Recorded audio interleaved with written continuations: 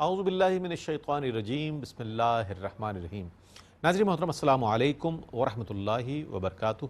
میں ہوں آپ کا میزبان محمد رئیس احمد اور آپ دیکھ رہے ہیں قرآن کریم کی تلاوت، ترجمہ اور تفسیر پر مشتمل مبارک پروگرام پیغام قرآن۔ الحمدللہ یہ وہ سلسلہ ہے کہ جس میں قرآن کریم کی تلاوت کی جاتی ہے، ترجمہ پیش کیا جاتا ہے اور تفسیر پیش کی جاتی ہے، اور قرآن کریم سے ایک تعلق جوڑنے کے لیے ARYQ-TV کی ایک کوشش ہے۔ اور آج الحمدللہ 16ویں پارے کا آغاز ہوگا اور 16ویں پارے کی تلاوت، ترجمہ اور منتخب آیات کی تفسیر بیان کی جائے گی۔ ہمارے ساتھ موجود ہیں ممتاز و معروف قاری جناب قاری نعمان نعیمی۔ السلام علیکم ورحمۃ اللہ وبرکاتہ۔ وعلیکم السلام ورحمۃ اللہ وبرکاتہ۔ اور ناظرین محترم، ان آیات بینات کی تفسیر کے لیے ممتاز و معروف عالم دین حضرت علامہ مفتی محمد اسماعیل نورانی صاحب تشریف فرما ہے۔ السلام علیکم ورحمۃ اللہ وبرکاتہ۔ وعلیکم السلام ورحمۃ اللہ وبرکاتہ۔ آئیے ناظرین بلا تاخیر قرآن کریم کی تلاوت سے آغاز کرتے ہیں۔ میں ملتمس ہوں قاری نعمان نعیمی سے کہ اللہ کے پاک کلام کی تلاوت کا آغاز فرمائے۔ 16ویں پارے کی تلاوت کی جا رہی ہے۔ بسم اللہ۔ اعوذ باللہ من الشیطان الرجیم، بسم اللہ الرحمن الرحیم۔ قال لم اقل لك انك لن تستطيع معي صبرا۔ میں اللہ کی پناہ میں آتا ہوں شیطان مردود سے۔ اللہ ہی کے نام سے شروع کرتا ہوں جو نہایت رحم فرمانے والا بہت مہربان ہے۔ خضر نے کہا کیا میں نے تم سے نہیں کہا تھا کہ بے شک تم میرے ساتھ ہرگز صبر نہیں کر سکو گے؟ قال إن سألتك عن شيء بعدها فلا تصاحبني قد بلغت من لدني عذرا۔ موسیٰ نے کہا اگر اس کے بعد میں نے آپ سے کوئی سوال کیا تو آپ مجھے اپنے ساتھ نہ رکھیں، بے شک آپ میری طرف سے حد عذر کو پہنچ چکے ہیں۔ فانطلقا حتى إذا أتيا أهل قرية استطعما أهلها فأبوا أن يضيفوهما فوجدا فيها جدارا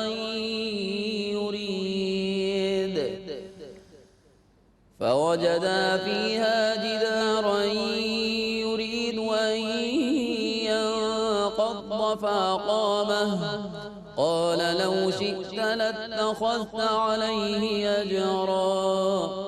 پھر وہ دونوں چل پڑے حتیٰ کہ وہ دونوں ایک بستی والوں کے پاس آئے اور ان دونوں نے ان بستی والوں سے کھانا مانگا۔ بستی والوں نے ان کی مہمان نوازی سے انکار کر دیا۔ پھر ان دونوں نے اس بستی میں ایک دیوار کو دیکھا جو گرا ہی چاہتی تھی تو اس نے اس دیوار کو سیدھا کر دیا۔ موسیٰ نے کہا اگر آپ چاہتے تو اس پر کچھ اجرت لے لیتے۔ قال هذا فراق بيني وبينك سأنبئك بتأويل ما لم تستطع عليه صبرا۔ خضر نے کہا اب میرے اور آپ کے درمیان جدائی ہے، اب میں آپ کو ان کاموں کی حقیقت بتاتا ہوں جن پر آپ صبر نہ کر سکے تھے۔ أما السفينة فكانت لمساكين يعملون في البحر فأردت أن أعيبها وكان وراءهم ملك يأخذ كل سفينة غصبا۔ رہی وہ کشتی تو وہ چند مسکین لوگوں کی تھی جو سمندر میں کام کرتے تھے، اس لیے میں نے چاہا کہ اس میں عیب ڈال دوں کیونکہ ان کے آگے ایک ظالم بادشاہ تھا جو ہر صحیح و سالم کشتی کو زبردستی چھین لیتا تھا۔ وَأَمَّا الْغُلَامُ فَكَانَ أَبَوَاهُ مُؤْمِنَيْنِ فَخَشِينَا أَن يُرْهِقَهُمَا طُغْيَانًا وَكُفْرًا۔ اور رہا وہ لڑکا تو اس کے ماں باپ مومن تھے تو ہم یہ خطرہ تھا کہ وہ ان کو سرکشی اور کفر میں مبتلا کر دے گا۔ فأردنا أن يبدلهما ربهما خيرا منه زكاة وأقرب رحما۔ تو ہم نے یہ چاہا کہ ان کا رب ان دونوں کو اس کے بدلے میں اس سے اچھا بچہ عطا فرمائے جو پاکیزہ اور زیادہ رحم دل ہو۔ وأما الجدار فكان لغلامين يتيمين في المدينة وكان تحته كنز لهما وكان أبوهما صالحا فأراد ربك أن يبلغا أشدهما ويستخرجا كنزهما رحمة من ربك وما فعلته عن أمري ذلك تأويل ما لم تستطع عليه صبرا۔ اور رہی وہ دیوار تو وہ شہر میں رہنے والے 2 یتیم لڑکوں کی تھی، اور اس دیوار کے نیچے ان کا خزانہ تھا، اور ان کا باپ ایک نیک آدمی تھا۔ تو آپ کے رب نے یہ ارادہ کیا کہ وہ دونوں لڑکے اپنی جوانی کو پہنچ جائیں اور آپ کے رب کی رحمت سے اپنا خزانہ نکال لیں، اور میں نے یہ کام اپنی رائے سے نہیں کیے، یہ ان کاموں کی حقیقت ہے جن پر آپ صبر نہ کر سکے تھے۔ ويسألونك عن ذي القرنين قل سأتلو عليكم منه ذكرا۔ اور آپ سے ذوالقرنین کے متعلق سوال کرتے ہیں، آپ کہیے کہ میں عنقریب تمہارے سامنے ان کا کچھ ذکر کروں گا۔ إنا مكنا له في الأرض وآتيناه من كل شيء سببا فأتبع سببا۔ بے شک ہم نے ان کو زمین میں اقتدار عطا کیا تھا، اور بے شک ہم نے ان کو ہر چیز کا ساز و سامان دیا تھا، سو وہ ایک مہم کی تیاری کرنے لگے۔ حتى إذا بلغ مغرب الشمس وجدها تغرب في عين حمئة ووجد عندها قوما قلنا يا ذا القرنين إما أن تعذب وإما أن تتخذ فيهم حسنا۔ حتیٰ کہ جب وہ غروب آفتاب کی جگہ پہنچے تو انہوں نے اسے سیاہ دلدل کے چشمے میں ڈوبتے ہوئے پایا، اور انہوں نے اس کے پاس ایک قوم کو پایا۔ ہم نے کہا اے ذوالقرنین تم ان کو عذاب پہنچاؤ یا ان کے ساتھ حسن سلوک کرو۔ قال اما من ظلم فسوف نعذبه ثم يرد الى ربه فيعذبه عذابا نكرا۔ اس نے کہا جس شخص نے اپنی جان پر ظلم کیا تو ان قریب ہم اس کو سزا دیں گے، پھر وہ اپنے رب کی طرف لوٹایا جائے گا تو وہ اس کو بدترین عذاب دے گا۔ وَأَمَّا مَنْ آمَنَ وَعَمِلَ صَالِحًا فَلَهُ جَزَاءً الْحُسْنَى وَسَنَقُولُ لَهُ مِنْ أَمْرِنَا يُسْرًا۔ اور جو شخص ایمان لے آیا اور اس نے نیک عمل کیے تو ہم اس کو اچھا بدلہ دیں گے، اور ان قریب ہم اس کو آسان کاموں کے احکام دیں گے۔ ثم أتبع سببا حتى إذا بلغ مطلع الشمس وجدها تطلع على قوم لم نجعل لهم من دونها سترا۔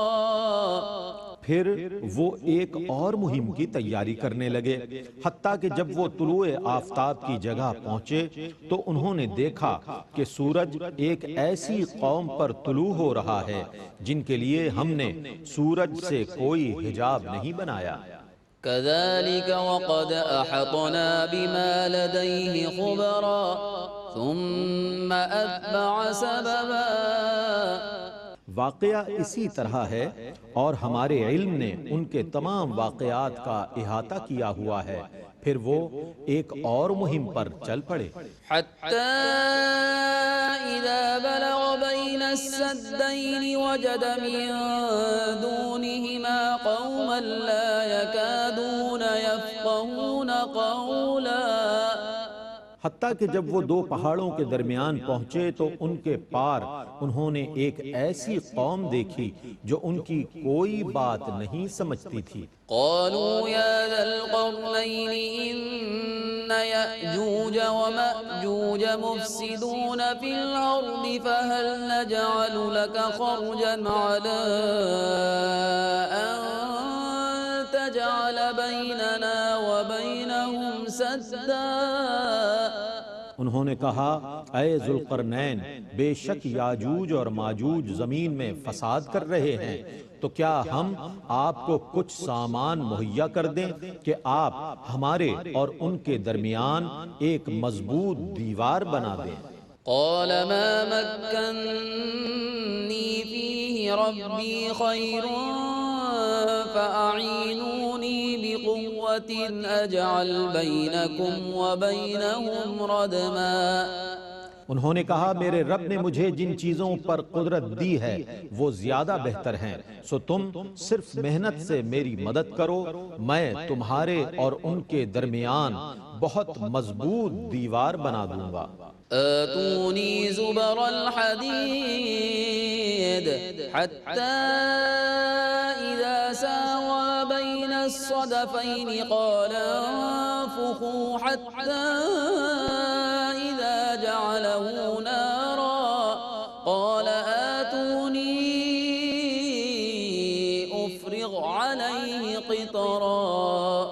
تم میرے پاس لوہے کی چادریں لاؤ حتیٰ کہ جب اس دیوار کو ان دونوں پہاڑوں کے برابر کر دیا تو کہا آگ کو خوب دہکاؤ یہاں تک کہ لوہے کی ان چادروں کو آگ بنا دیا. پھر کہا میرے پاس پگھلا ہوا تانبا لاؤ جو میں اس پر انڈیل دوں. فما استطاعوا أن يظهروه وما استطاعوا له نقبا. پھر یاجوج اور ماجوج اس دیوار پر چڑھ نہ سکے اور نہ اس دیوار میں سوراخ کر سکے. قال هذا رحمة من ربي فإذا جاء وعد ربي جعله دكا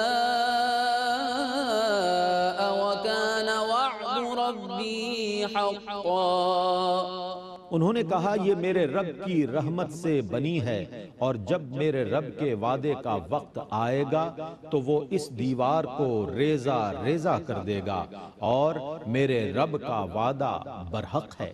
وَتَرَكْنَا بَعْضَهُمْ يَوْمَئِذٍ يَمُوجُ فِي بَعْضٍ وَنُفِخَ فِي الصُّورِ فَجَمَعْنَاهُمْ جَمْعًا. اور اس دن ہم ان کے بازوں کو اس طرح چھوڑ دیں گے کہ وہ تیز موجوں کی طرح ایک دوسرے سے ٹکرا رہے ہوں گے. سور پھونک دیا جائے گا پھر ہم ان سب کو جمع کر لیں گے. وَعَرَضْنَا جَهَنَّمَ يَوْمَئِذٍ لِلْكَافِرِينَ عَرْضًا. اور اس دن ہم دوزخ کو کافروں پر پیش کر دیں گے.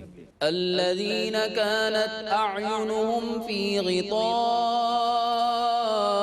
عن ذكري وكانوا لا يستطيعون سمعا.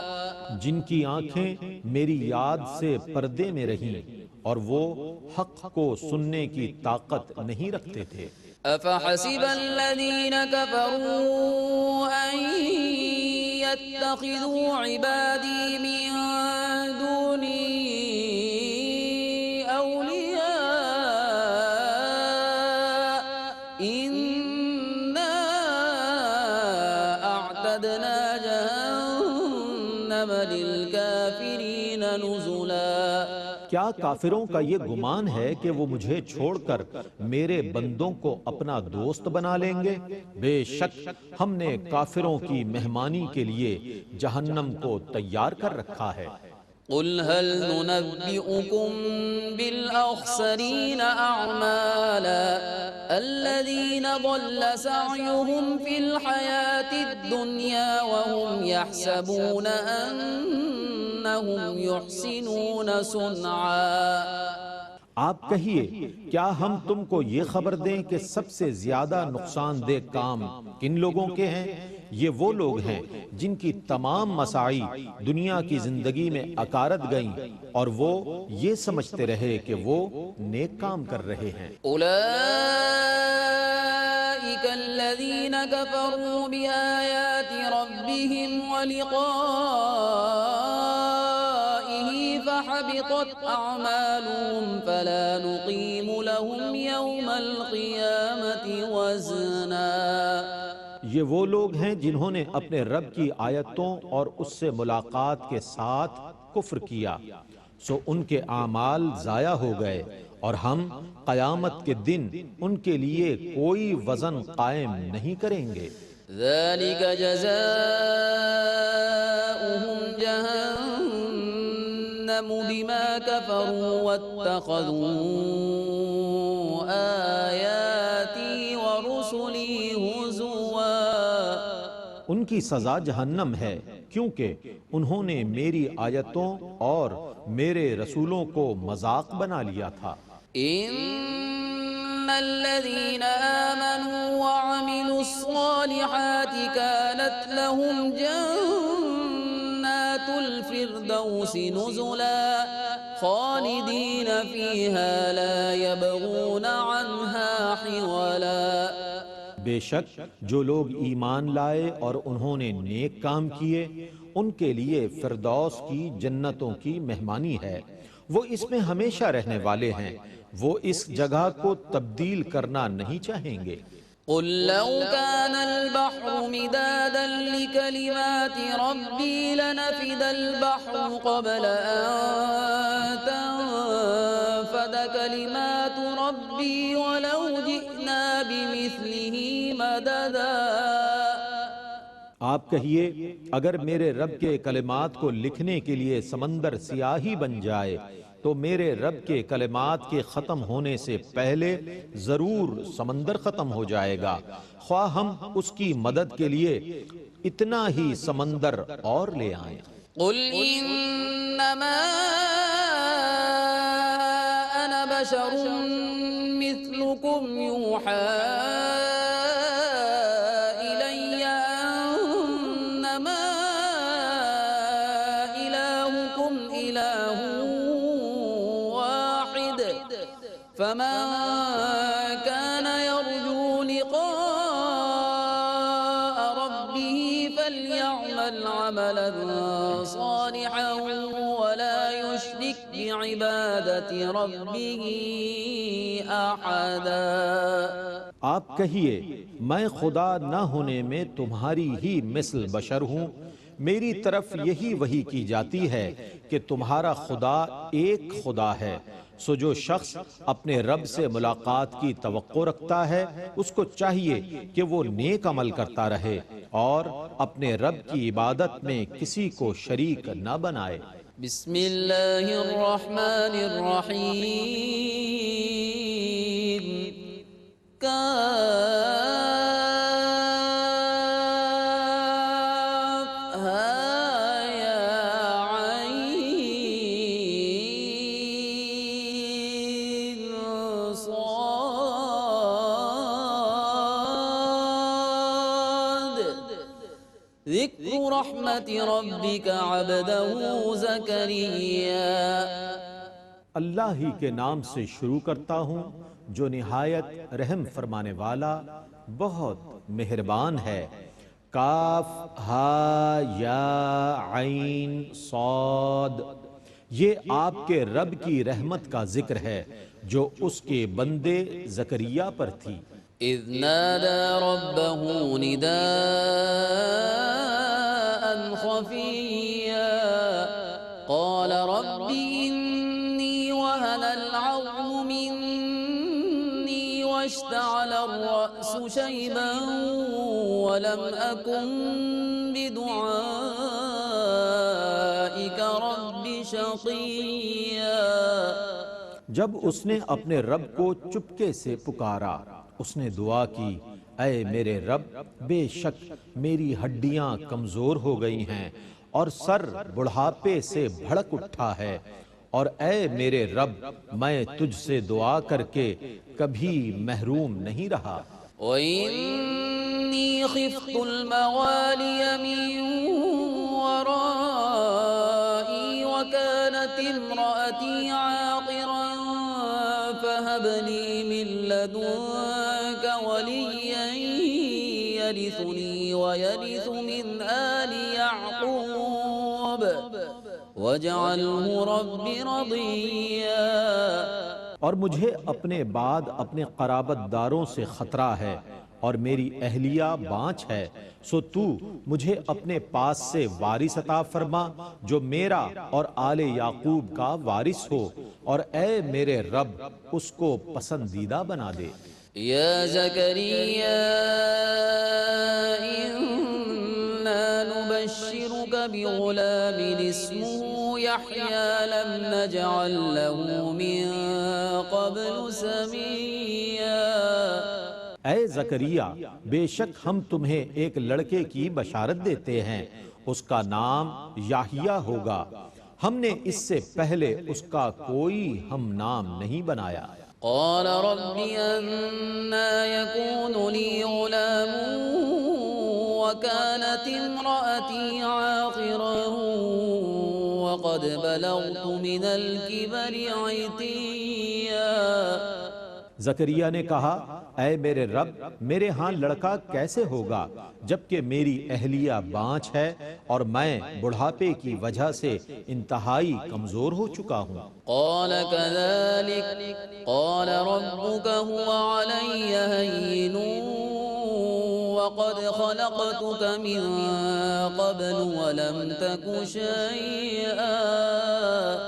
فرمایا اسی طرح ہوگا آپ کے رب نے فرمایا یہ میرے لیے آسان ہے اور میں اس سے پہلے تم کو پیدا کر چکا ہوں جب تم کچھ بھی نہ تھے.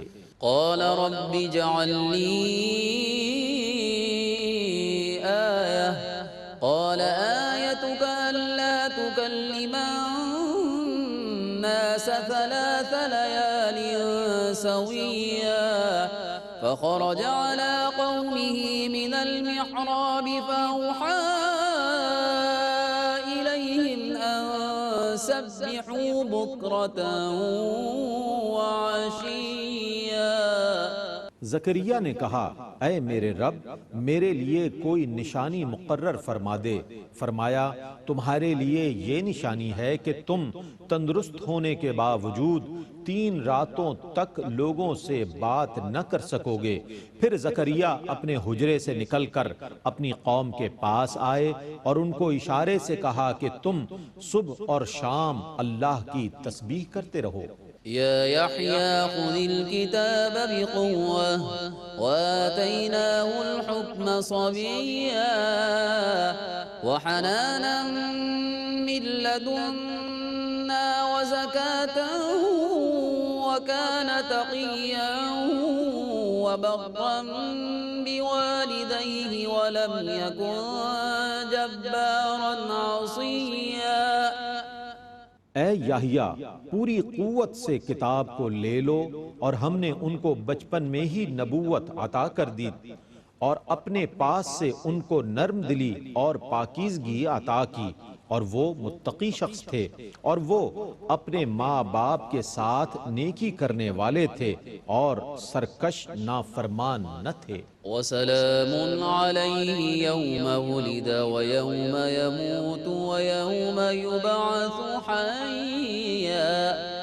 اور ان پر سلام ہو جس دن وہ پیدا ہوئے اور جس دن ان کی وفات ہوگی اور جس دن وہ زندہ اٹھائے جائیں گے. ماشاءاللہ تلاوت قرآن کریم اور ترجمہ پیش کیا گیا. آئیے ان آیات بینات کی تفسیر کے لیے میں ملتمس ہوں علامہ مفتی محمد اسماعیل نورانی صاحب سے کہ تفسیر فرمائیں۔ بسم اللہ۔ بہت شکریہ۔ بسم اللہ الرحمن الرحیم، الحمدللہ رب العالمین، والصلاة والسلام علی اشرف الانبیاء والمرسلین۔ معزز ناظرین، الحمدللہ آج کے اس پروگرام میں ہم نے 16ویں پارے کے پہلے ربع کی تلاوت سماعت کرنے کا شرف حاصل کیا ہے، اور ہمارے بہت سے ناظرین یقیناً اس بات سے واقف ہوں گے کہ 16ویں پارے میں اور اس کے آغاز میں جس سورت کا تسلسل چل رہا ہے وہ 15ویں پارے سے شروع ہونے والی مشہور و معروف سورت الکہف ہے۔ سورت الکہف کل 12 رکوع پر مشتمل ہے اور اس میں کل آیتیں 110 ہیں، جس میں سے جب 16ویں پارے کا جب ہم آغاز کرتے ہیں تو یہ آغاز 10ویں رکوع سے ہے، اور اس اعتبار سے جب ہم سورت الکہف کے ان مضامین کا مطالعہ کرتے ہیں کہ جو 16ویں پارے میں ہیں اور اس کے بعد پھر دیگر جو مضامین ہیں، تو ہمیں اللہ رب العزت کے کئی صالحین، عباد مقربین، انبیاء کرام علیہم السلام کے واقعات کا ہمیں تذکرہ ملتا ہے، اور ایسی کئی نصیحتیں ہمیں اس میں نظر آتی ہیں ناظرین کہ جو ہماری زندگی میں اگر ہم شامل کر لیں تو ہماری زندگی کے مختلف گوشوں میں یقیناً اصلاح کا سامان ہم پیدا کر سکتے ہیں۔ سورت الکہف کے اس حصے میں اور 16ویں پارے کے اس آغاز میں کہ جو آج ہم نے سماعت کیا ہے، اس میں 15ویں پارے کے اختتام سے حضرت موسیٰ اور حضرت خضر علیہم السلام کی ایک ملاقات کا ذکر چل رہا ہے، جس کی تفصیل ابتدائی طور پر یقیناً آپ نے 15ویں پارے کی تفسیر میں سماعت کی ہوگی۔ خلاصہ یہ ہے کہ حضرت موسیٰ علیہ السلام کو اللہ رب العزت نے حضرت خضر علیہ السلام کی طرف جانے کا ایک حکم فرمایا، اور اس سے مقصود ایک خاص علم کا حصول تھا، کیونکہ اللہ رب العزت نے حضرت موسیٰ علیہ السلام کو اپنے علوم میں سے ایک نوع علم عطا فرمائی، اور پھر اپنے ہی علوم میں سے خاص نوع علم اللہ نے حضرت سیدنا خضر علیہ السلام کو عطا فرمائی، اور اس کے بعد پھر اللہ نے اس ملاقات کا حکم فرمایا۔ چنانچہ حضرت موسیٰ اور حضرت خضر علیہ السلام کے درمیان جب ملاقات ہوئی اور پھر دونوں کا وہ ایک سفر شروع ہوا کہ جس میں اللہ رب العزت کا مقصود یہ تھا کہ حضرت سیدنا موسیٰ علیہ السلام پر کچھ راز اپنے منکشف کیے جائیں اور علم کے کچھ اور گوشے بھی ان پر منکشف اور واضح فرمائے جائیں۔ تو وہاں سے پھر وہ دونوں کا جو سفر شروع ہوا ہے کہ جس کو اللہ رب العزت نے فانطلقا سے بیان فرمایا کہ وہ دونوں کے دونوں پھر روانہ ہوئے، اور اس کے بعد پھر اس روانگی کے ساتھ جو 3 بڑے واقعات پیش آئے کہ جس کو اللہ رب العزت نے ترتیب سے بیان فرمایا کہ وہ دونوں کشتی میں سوار ہوئے۔ حضرت خضر علیہ السلام نے اس کشتی کے تختے کو اکھاڑ دیا جس پر حضرت موسیٰ علیہ السلام نے جس کی طرف پہلے ہی حضرت خضر اشارہ فرما چکے تھے، اے موسیٰ آپ میرے ساتھ صبر نہیں کر پائیں گے، آپ میرے ساتھ نہیں رہ پائیں گے، یا جو میں کچھ ایسے کام کروں گا کہ جس پر آپ خاموش نہیں رہ پائیں گے۔ حضرت موسیٰ علیہ السلام نے کہا کہ میں آپ کے ساتھ سفر کرنا چاہتا ہوں، مفہوم آیات اور مفہوم واقعہ کہ میں ساتھ چلنا چاہتا ہوں۔ چنانچہ جب وہ دونوں کے دونوں کشتی میں سوار ہوئے، حضرت خضر علیہ السلام نے کشتی کا تختہ اکھاڑ دیا۔ حضرت موسیٰ علیہ السلام سے رہا نہیں گیا اور انہوں نے فوراً حضرت خضر علیہ السلام کے سامنے کہا کہ آپ نے یہ کشتی کا تختہ کیوں اکھاڑ دیا؟ یہ تو بظاہر کوئی ایسی درست بات معلوم نہیں ہوتی۔ حضرت خضر علیہ السلام نے فرمایا کہ کیا میں نے نہ کہا تھا کہ آپ میرے ساتھ نہ چل پائیں گے؟ پھر اس کے بعد دونوں چلتے رہے، اور حضرت موسیٰ علیہ السلام نے پھر دیکھا کہ ایک حضرت خضر علیہ السلام نے کچھ لڑکے دیکھا کہ کھیل رہے ہیں، ان میں سے ایک لڑکے کو بلایا اور یکایک اس کو آپ نے موت کی طرف، اللہ کے حکم سے اسے موت کی طرف منتقل فرما دیا۔ حضرت موسیٰ علیہ السلام نے ظاہر ہے کہ پھر وہاں پر ایک اعتراض کیا کہ آپ نے یہ کیسا کام کر دیا کہ ایک ایسا بچہ، ایک ایسی جان کہ جس کا کوئی قصور نہیں تھا، آپ نے اس کو موت کی طرف منتقل کر دیا، تو یہ کیوں کر درست ہو سکتا ہے؟ پھر حضرت خضر علیہ السلام نے فرمایا کہ قال الم اقل لک انک لن تستطیع معی صبرا کہ آپ نہیں رہ پائیں گے میرے ساتھ، صبر نہیں کر پائیں گے۔ حضرت موسیٰ علیہ السلام نے عرض کیا کہ اب کی بار اگر میں کچھ کہوں یا اب کی بار میں نہ رہ پاؤں تو پھر وہ ہمارا پھر ساتھ کا جو ہے وہ ہمارا پھر اختتام ہوگا، یعنی ملاقات کا اختتام ہوگا۔ چنانچہ پھر وہ آگے گئے اور ایک گاؤں، ایک بستی کی طرف گئے جس کو علماء نے لکھا کہ وہ انطاکیہ نامی ایک بستی تھی، وہاں پر گئے، اور چونکہ بہت دور سے سفر کرتے آ رہے تھے تو وہاں کے لوگوں سے کھانا طلب کیا، لیکن ان لوگوں نے مہمان نوازی نہیں کی۔ فَأَبَوْا أَن يُضَيِّفُوهُمَا، ان لوگوں نے مہمان نوازی سے انہوں نے معذرت کر لی، انکار کر دیا۔ اس پر حضرت خضر علیہ السلام نے کوئی بات تو نہیں فرمائی، لیکن وہاں سے جب نکلنے لگے تو ایک دیوار کو دیکھا کہ وہ گرنے والی ہے، اراد ان ينقض، ایک دیوار گرا چاہتی ہے، فَأَقَامَهُ حضرت خضر علیہ السلام نے اس دیوار کو درست کر دیا۔ حضرت موسیٰ علیہ السلام نے پھر عرض کیا کہ عجیب بات ہے یہ کہ جن لوگوں نے مہمان نوازی سے انکار کیا تو آپ نے ان کی دیوار کو ٹھیک کر دیا، یہ بڑی عجیب باتیں ہیں۔ ظاہر ہے کہ تینوں واقعات بڑے عجیب تھے کہ کشتی میں سوار ہوئے، اسی کشتی کا تختہ اکھاڑ دیا، ایک لڑکے کو بلا کر اس کو موت کی طرف منتقل کر دیا، ایک بستی میں گئے جو مہمان نوازی نہیں کر رہے ان کی دیوار درست فرما دی، یہ باتیں بڑی عجیب تھیں۔ پھر حضرت خضر علیہ السلام نے کہا کہ اب یہ ھذا فراق بینی و بینک، یہ میرے اور آپ کے درمیان اب یہ جدائی کا وقت ہے، علیحدگی کا وقت ہے، لیکن میں وہ راز بتا دیتا ہوں کہ جو ان تینوں واقعات کے اندر پوشیدہ ہیں۔ چنانچہ آپ نے ترتیب سے پھر اس کی تفصیل بیان فرمائی۔ اما السفینۃ فکانت لمساکین یعملون فی البحر، بات یہ ہے کہ کشتی جس میں ہم سوار ہوئے تھے وہ کچھ مسکینوں کی ہے، غریب لوگوں کی کشتی ہے۔ آگے ایک بادشاہ ہے کہ جو صحیح سالم کشتیاں چھین لیتا ہے، تو ان غریب لوگوں کی کشتی کو بچانا تھا، ایک تختے کو میں نے اکھاڑ دیا، وہ عیبدار ہو گئی، تو لہٰذا وہ کشتی اس ظالم بادشاہ کے چھینا جھپٹی سے بچ گئی، محفوظ ہو گئی۔ یہاں سے ناظرین ہمیں یہ بات سمجھنی چاہیے کہ اللہ تعالیٰ کے فیصلوں میں بہت حکمتیں ہوتی ہیں۔ ہمیں فوری طور پر ہو سکتا ہے کہ ذہن ہمارا منتقل نہ ہو، ہمیں نہیں معلوم ہوتا کہ میرے ساتھ یہ واقعہ، یہ حادثہ، یہ فلاں معاملہ سانحہ کیوں پیش آیا، میرے گھر والوں کے ساتھ ایسا کیوں ہو گیا، فلاں کے گھر والے تو بہت اچھے ہیں، فلاں کے ساتھ تو کوئی واقعہ پیش نہیں آتا۔ انسان کا ذہن پھر اس طرح شیطان کفریات کی طرف لے جاتا ہے، لیکن جب ہم حضرت خضر و موسیٰ کا یہ واقعہ پڑھتے ہیں ایک اطمینان حاصل ہوتا ہے کہ اللہ کے فیصلوں میں کتنی حکمتیں ہوں گی۔ یہ تو ایک حکمت سے حضرت خضر نے پردہ اٹھایا ہے، نہ جانے اللہ کے فیصلوں میں کتنی حکمتیں ہوں گی۔ اگر اس طرح غور کریں تو ایمان اور اطمینان اور ایقان کی نعمت ہمیں نصیب ہو سکتی ہے۔ تو یہ انہوں نے حکمت بتا دی کہ کشتی کا وہ تختہ کیوں اکھاڑا گیا، پھر وہ جو بچے کو موت کی طرف منتقل کیا اس کے اندر بھی ایک خاص وجہ پھر انہوں نے بتائی کہ وہ آگے چل کر اپنے والدین کو کفر کی طرف لے جانے والا تھا، تو اس سے پھر بچانا مقصود تھا، تو اس کے لیے یہ اقدام کروایا گیا اللہ کے حکم سے، یعنی حضرت خضر علیہ السلام نے کیا۔ اور ظاہر ہے کہ موت و حیات اللہ کے ہاتھ میں ہے، وہ جب جس کے لیے چاہے حضرت خضر کو حکم فرما دے، جب جسے چاہے جس کے لیے حضرت اسرائیل کو براہ راست حکم فرما دے۔ رب تبارک و تعالیٰ ہی یحیی و یمیت، حیات ممات وہی دینے والا ہے، تو یہ اس کا ایک فیصلہ تھا، حضرت خضر کے ہاتھوں اس کو ظاہر کیا گیا۔ یہاں پر ایک بات یہ بھی پتہ چلی کہ اللہ کے جو نیک بندے ہوتے ہیں وہ دراصل اللہ تبارک و تعالیٰ کی قدرت کے اظہار کا ذریعہ ہوتے ہیں، لہذا اللہ کے کسی نیک بندے کے ہاتھوں کوئی کرامت، اللہ کے نبی کے ہاتھوں کوئی معجزہ صادر ہو تو وہ کوئی مطلب ایسے خدا نخواستہ تعجب کی بات نہیں کہ سن کر دیکھ کر فوراً انکار کرنے کی طرف دل متوجہ ہو جائے، نہیں، ان تمام باتوں کو دیکھ کر ہمیں اللہ کی قدرت کی طرف متوجہ ہونا چاہیے۔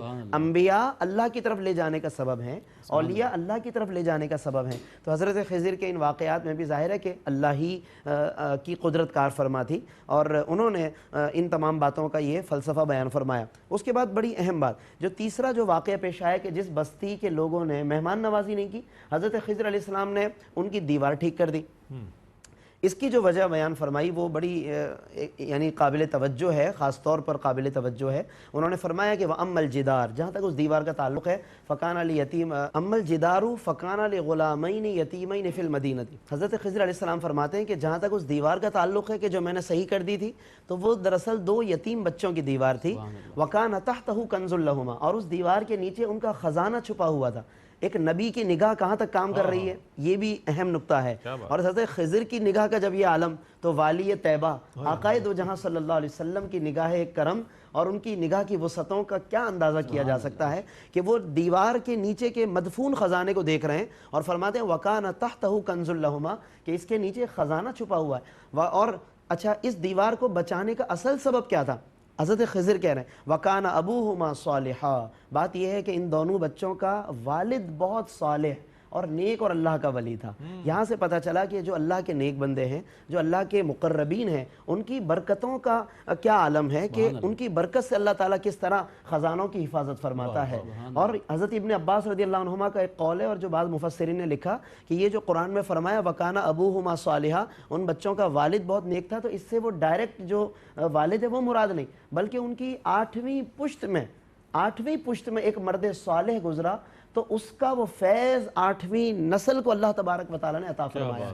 تو ایک ولی کامل کا فیض کہاں تک پہنچتا ہے ہم اندازہ نہیں کر سکتے، اور قرآن نے اس کو باقاعدہ مینشن کیا، تو اس کا مطلب ہے کہ یہ ایسی وجہ ہے کہ جو قابل غور ہے کہ ہم بھی اس پر توجہ کریں کہ اللہ کے نیک بندوں کا کیا مقام ہے، ان کے فیوز و برکات کا کیا عالم ہے، اور ہمارے دل میں بھی اس کی تعظیم اور عقیدت ہونی چاہیے۔ تو یہ واقعات اللہ رب العزت نے سورہ کہف میں بیان کیے، اور 16ویں پارے کے آغاز میں 16ویں پارے کا آغاز ان آیات پر مشتمل ہے۔ پھر اسی میں ہمیں ذوالقرنین کا بھی ایک ذکر ملتا ہے، اور یہ ان سوالات میں سے ہے کہ جو کفار یہودیوں کے برانگیختہ کرنے پر، یہودیوں کے ایما پر حضور علیہ السلام سے قصداً کیا کرتے تھے کہ آپ فلاں کو جانتے ہیں، آپ فلاں کے بارے میں کیا کہتے ہیں۔ چنانچہ وہ ذوالقرنین کے بارے میں پوچھتے تھے، کبھی اصحاب کہف کا تذکرہ پوچھتے تھے، لیکن اللہ اکبر، آقا دو عالم صلی اللہ علیہ وسلم اللہ رب العالمین کے اعلام سے، اس کی وحی سے، اس کے القاء سے اور بتانے سے ایک ایک بات کا آپ صلی اللہ علیہ وسلم جواب ارشاد فرمایا کرتے تھے۔ جیسے کہ جب معراج سے واپس تشریف لائے تو صبح انہوں نے، کفار نے پھر بے سروپا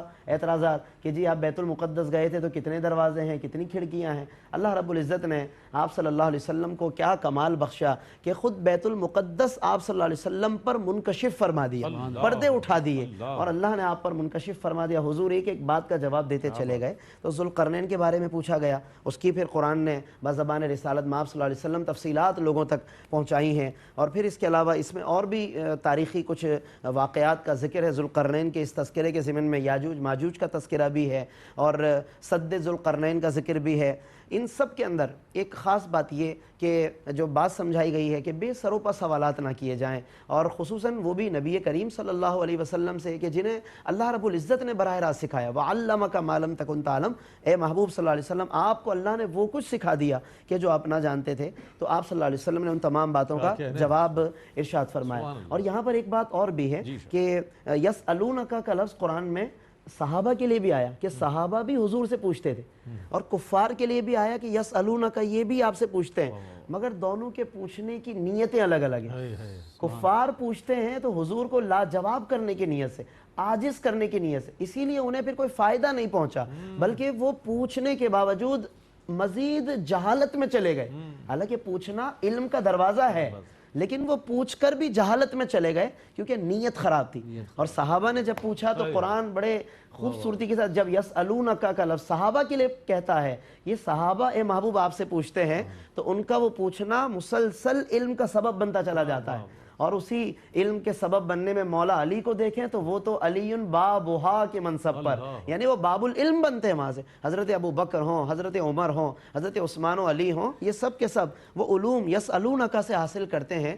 اس سے ہمیں یہ پتہ چلا کہ سیکھنا اور پوچھنا اور معلومات، اس کے اندر وہ نیت کا اخلاص بھی ضروری ہے کہ انسان کسی سے پوچھے تو وہ جاننے کی نیت سے، کچھ حاصل کرنے کی نیت سے۔ تو یہاں پر ہمیں یہ فرق بھی ملحوظ رکھنا چاہیے۔ پھر ناظرین، اسی کے اختتام پر اللہ رب العزت نے کچھ ان لوگوں کا ذکر کیا کہ جو اس دنیا میں عمل کے اعتبار سے دنیا اور آخرت میں خسارے میں ہیں، بلکہ اس کو یوں بیان کیا گیا کہ کیا میں تم لوگوں کو نہ بتاؤں کہ سب سے زیادہ خسارے میں کون؟ پھر بتایا 104 آیت آج کی اس تلاوت کی، الذین ضل سعیہم فی الحیات الدنیا، یہ وہ لوگ ہیں جو سب سے زیادہ خسارے میں، کہ جن کی دنیاوی زندگی میں ساری کوششیں بیکار ہو گئیں، وہم یحسبون انہم یحسنون صنعا، اور وہ یہ گمان کرتے رہے کہ ہم بہت اچھا کام کر رہے ہیں۔ ایسے بہت سے لوگ ملیں گے کہ جو اپنے گمان میں سمجھ رہے ہوتے ہیں ہم بہت اچھا کام کر رہے ہیں، لیکن ان کی نیتوں کی وجہ سے اور ان کے فکر و فلسفے کے اندر جو خرابی ہے اس کی وجہ سے ان کی وہ کوششیں اکارت ہو جاتی ہیں، بیکار ہو جاتی ہیں، تو انہیں سب سے زیادہ ناکام قرار دیا گیا ہے۔ اس کے بعد سورہ مریم کا آج آغاز ہوا ہے،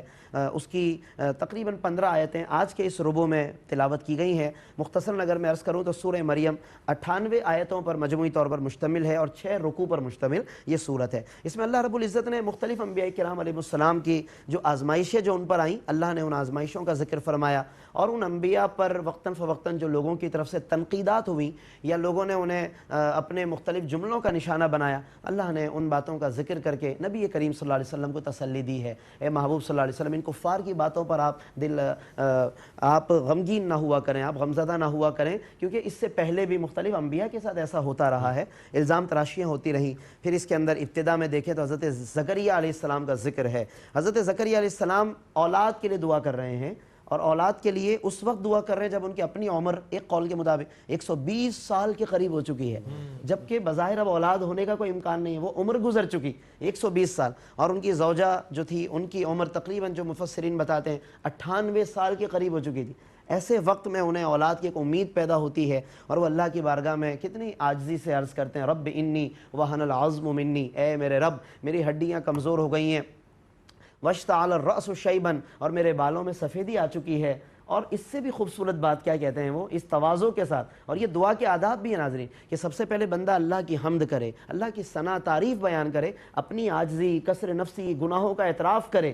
پھر اس کے بعد ایک اور بات، وَلَمْ أَكُمْ بِدُعَائِكَ رَبِّ شَقِيًّا، اے میرے رب میں اس سے پہلے کبھی ناکام ہوا ہی نہیں ہوں تجھ سے مانگ کر۔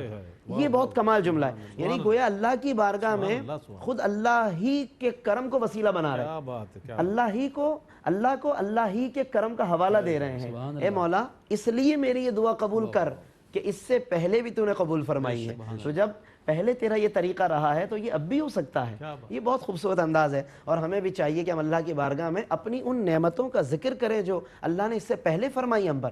وَلَمْ أَكُمْ بِدُعَائِكَ رَبِّ شَقِيًّا، چنانچہ اللہ نے انہیں بہت خوبصورتی کے ساتھ یہ دعا نہ صرف قبول فرمائی بلکہ حضرت یحییٰ علیہ السلام کی صورت میں انہیں ہونہار اللہ نے ولد صالح عطا فرمایا، کہ جس کو اللہ نے نبوت بھی عطا فرمائی، اور اللہ رب العزت نے ان کو تبلیغ اور زہد و تقوی بھی عطا فرمایا، دور و دراز تک انہوں نے سفر کر کے، مشقتیں برداشت کر کے انہوں نے اللہ کا پیغام لوگوں تک پہنچایا ہے۔ تو یہ مضامین ہیں، یہ واقعات ہیں کہ جو اللہ رب العزت نے اس صورت میں بیان فرمائے ہیں۔ اختتام پر یرثنی و یرث من آل یعقوب کہہ کر انہوں نے وراثت کا ایک ذکر کیا کہ ایسا ولد مجھے عطا فرما جو میرا بھی وارث بنے، خاندان یعقوب کا وارث بنے۔ تو یہاں پر یاد رکھنا چاہیے ناظرین کہ جب انبیاء کسی وراثت کا ذکر کریں تو اس سے دولت کی وراثت مراد نہیں ہوتی، انبیاء جب وراثت کا ذکر کرتے ہیں تو اس سے وراثت نبوت مراد ہوتی ہے، کیونکہ انبیاء کے بارے میں یہ مسلمہ اصول ہے جو حدیث میں بتا دیا گیا۔ حضور فرماتے ہیں نحن معشر الانبیاء، ہم گروہ انبیاء لا نورث درہما ولا دینارا، ہم کسی درہم و دینار کا وارث بناتے ہی نہیں ہیں، ہم کسی درہم و دینار کا وارث نہیں بناتے۔ یعنی انبیاء کی جو وراثت ہوتی ہے وہ درہم و دینار نہیں ہوتی بلکہ وہ علوم ہے، علم ہے، نبوت ہے۔ یعنی اگر وہ نبوت اگر اللہ کے نزدیک جن میں جاری ہوئی تو وہ نبوت ہے، ورنہ جہاں نبوت مکمل کر دی گئی، ختم نبوت آ گیا، اس کے بعد پھر ولایت ہے، اور اس کے بعد علوم ہیں، علم کی خیراتیں ہیں جو اللہ نے صحابہ میں، تابعین میں اور علماء میں قیامت تک کے لیے جاری فرما دی۔ تو انبیاء کے لیے وراثت سے مراد وراثت نبوت ہوا کرتی ہے۔ یہ مضامین ہیں جن کی طرف ہم نے اختصار کے ساتھ اشارہ کیا ہے۔ انشاءاللہ سورہ مریم کا تسلسل آگے جاری ہے، اگلے حصے میں انشاءاللہ مزید ہم سورہ مریم کے کچھ مضامین بیان کریں گے۔ اللہ تعالیٰ ہم سب کو ان تمام مضامین کا فیض عطا فرمائے، ان پر عمل کرنے کی ہمیں توفیق عطا فرمائے، آمین۔ وآخر دعوانا ان الحمدللہ رب العالمین۔ ماشاءاللہ، جزاک اللہ مفتی صاحب، بہت ہی خوبصورت انداز میں حضرت قبلہ مفتی محمد اسماعیل نورانی صاحب آج کی گئی تلاوت کی تفسیر فرما رہے تھے۔ اللہ تعالیٰ سے دعا ہے کہ اللہ تعالیٰ اس اہتمام کو اپنی بارگاہ میں قبول فرمائے، ARYQ TV کی اس کوشش کو اپنی بارگاہ میں قبول فرمائے۔ ناظرین محترم، قرآن کریم سے ایک تعلق قائم کیجئے۔ قرآن کریم پڑھنے، پڑھانے، سننے، سنانے، سمجھنے اور سمجھانے کی اللہ تعالیٰ ہمیں توفیق عطا فرمائے، اور اس کے مطابق، اس کے احکامات کے مطابق عمل کرنے کی توفیق عطا فرمائے۔ اس کے ساتھ ہی اپنے میزبان محمد رئیس احمد کو اجازت دیجیے۔ اللہ حافظ۔